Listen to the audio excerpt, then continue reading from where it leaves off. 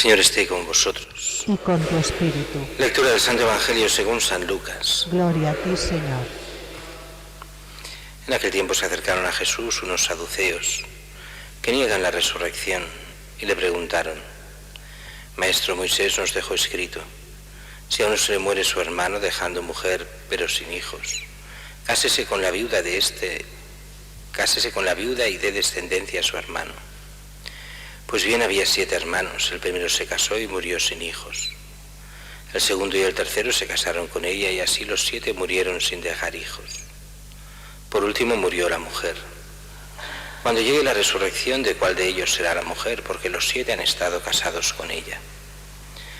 Jesús les contestó: en esta vida los hombres y las mujeres se casan, pero todos los que sean juzgados dignos de la vida futura y de la resurrección de entre los muertos no se casarán, pues ya no pueden morir.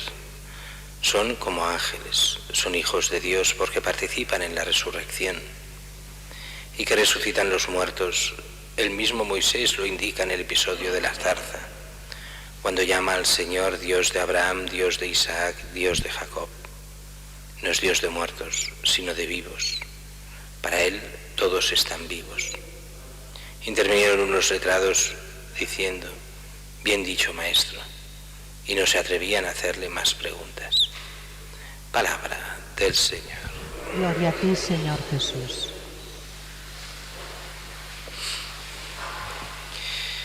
El Evangelio de hoy continúa este Evangelio de Lucas, aunque nos hemos saltado un par de textos, no nosotros, sino la liturgia se los salta. Y para cuadrar bien lo que ha de ser este ya casi año litúrgico acabado. De hecho ya mañana domingo es el último domingo del año litúrgico, fiesta de Cristo Rey, y ya domingo que viene empezamos el Adviento.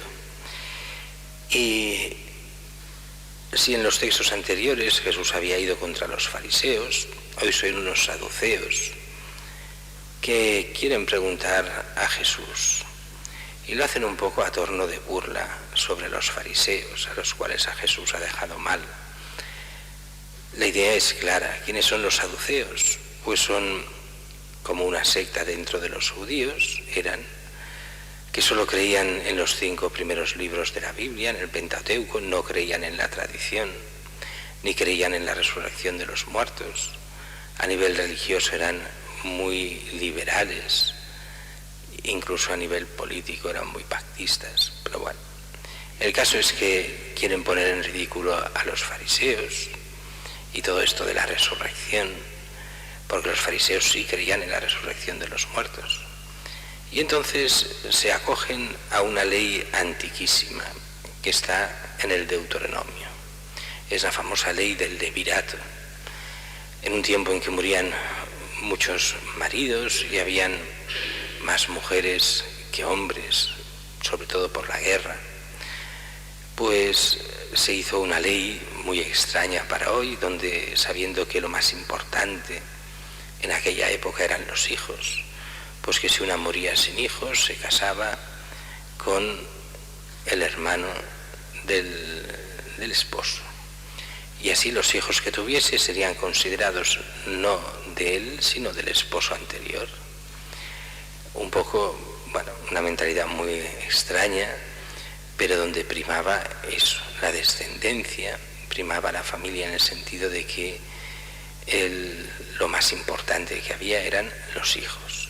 Bueno, con esa mentalidad de la ley del levirato que se llamaba, pues nos pone este ejemplo: 7 hermanos, la mujer del primero no tiene hijos, muere el hermano y así se va casando uno con los 7 hijos, y al final de todo resulta que ésta muere sin hijos. Bien, en la resurrección, ¿de quién será mujer? ¿De cuál de los hermanos? En el fondo es simplemente un querer burlarse de lo que es la resurrección y de los fariseos. Y es entonces cuando Jesús, que claro que cree en la resurrección de los muertos, faltaría más, si él va a morir y resucitar en cuestión de días, respecto a cuando está diciendo esto, pues Jesús les dice: en esta vida hombres y mujeres se casan, Pero los que sean juzgados dignos de la vida futura, aquí ya solo habla de los ser redimidos, de los salvados, no se casarán, pues ya no pueden morir, son como ángeles. Cuando aquí se dice son como ángeles se refiere a esto, a la vida eterna.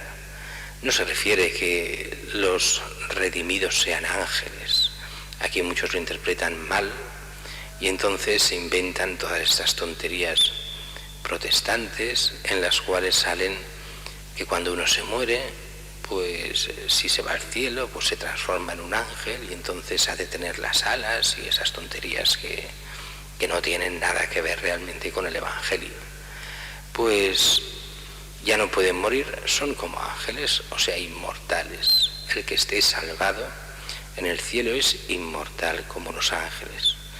Y son hijos de Dios, curioso esto, porque participan en la resurrección.